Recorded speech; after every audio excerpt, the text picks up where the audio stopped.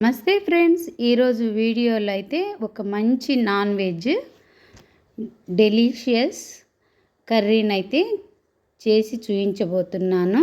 అదే అండి మటన్ మరియు ముల్లంగి వెజిటేబుల్తో మటన్ కర్రీ అయితే నాన్ వెజ్ కర్రీ అయితే చేస్తున్నాను. మనం మటన్ కానీ చికెన్ కానీ మన ఇంట్లో ఎప్పుడైనా చేసుకోవాలనుకుంటే ఈ విధంగా వెజిటేబుల్స్తో కానీ లీఫ్ కర్రీస్తో కానీ చేసుకుంటే దాని టేస్ట్ చాలా బాగుంటుంది. మంచి హెల్తీ అయిన ఫుడ్ అండి. ఇప్పుడైతే స్టవ్ వెలిగించి బాండి పెట్టి అది వేడయ్యేలోపు ఒక పావు కిలో ముల్లంగిలను అయితే శుభ్రంగా కడిగేసి ముక్కలు కట్ చేసుకుందాం. ఇప్పుడు 2 స్పూన్ల ఆయిల్ అయితే వేసేసుకొని ముందుగా కట్ చేసి పెట్టిన ముల్లంగి ముక్కలను కొద్దిగా ఆయిల్ వేసాను కాబట్టి 2 సార్లకు ఫ్రై అవుతుందండి. కొన్ని వేసుకుంటూ ఫ్రై చేసుకోవాలి. ముల్లంగి ముక్కలు కొద్దిగా కలర్ చేంజ్ అయితేనే తీసేసుకొని మళ్ళీ మిగతా వాటిని వేసేసుకొని ఆ విధంగా ఫ్రై చేసుకోవాలి.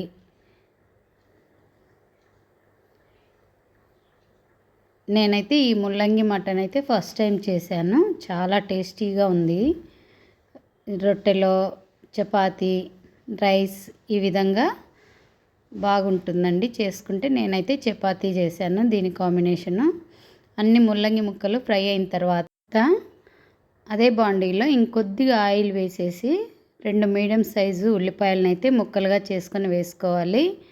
కొద్దిగా సాఫ్ట్ అయిన తర్వాత 2 పచ్చిమిరపకాయలను చీలికలుగా చేసుకొని వేసుకొని అవి కూడా ఫ్రై అయిన తర్వాత 1 స్పూన్ అల్లం వెల్లుల్లి పేస్ట్ వేసేసుకొని పచ్చివాసన పోయేంత వరకు 1 నిమిషము ఫ్రై చేసుకుందాం.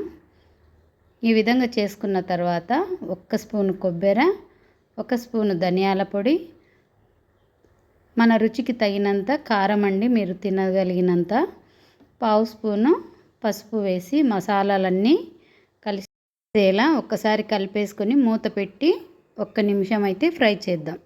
ఇప్పుడు ఫ్రెష్గా తరిగి పెట్టిన కొద్దిగా పుదీనాను వేసేసుకొని కాసేపు ఫ్రై చేసిన తర్వాత 2 మీడియం సైజు టమాటాలను అయితే ముక్కలుగా చేసుకొని వేసుకోవాలి. టమాటాను అయితే అంతా బాగా కలిపేసుకొని మసాలాలో మూత పెట్టేసి అవి మగ్గేంత వరకు ఉందాం. ఇప్పుడైతే ఇది ఫ్రిడ్జ్లో ఉంది మటన్ అండి. నేను ముందుగానే ఉడికించి డీప్ ఫ్రిడ్జ్లో పెట్టుకుంటాను. ఈయన తెస్తే నేను ఫస్ట్ కొద్దిగా బోన్స్ చేసేస్తాను, తర్వాత కండ అంతా తీసి ఫ్రిడ్జ్లోనే డీప్ ఫ్రిడ్జ్లో పెట్టేస్తాను. ఇట్లా థర్స్డే కానీ ఫ్రైడే కానీ చేసుకుంటాము.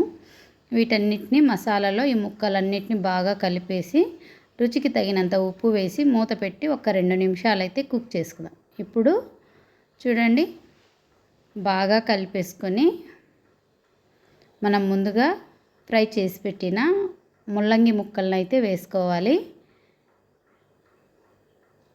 ఈ ముల్లంగి ముక్కలు మటను బాగా కలిసేటట్టు కలిపేసుకొని మూత పెట్టి ఇంకో 2 నిమిషాలు సిమ్ములో ఫ్రై చేసుకుందాం. ఎప్పుడు కూడా వంటలు చేసేటప్పుడు సిమ్ములో కానీ మీడియంలో కానీ చేసుకోండి.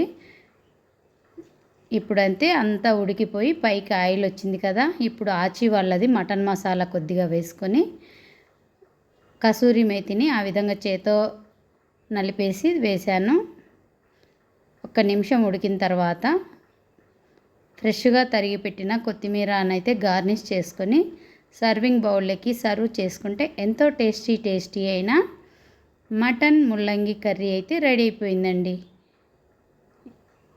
మీ అందరికైతే నచ్చింది అనుకుంటున్నా. ఇది రైస్, రోటీ, చపాతీ, పూరి దేని కాంబినేషన్లోకైనా ఇట్టే సూపర్గా ఉంటుంది. లైక్ చేయండి, షేర్ చేయండి.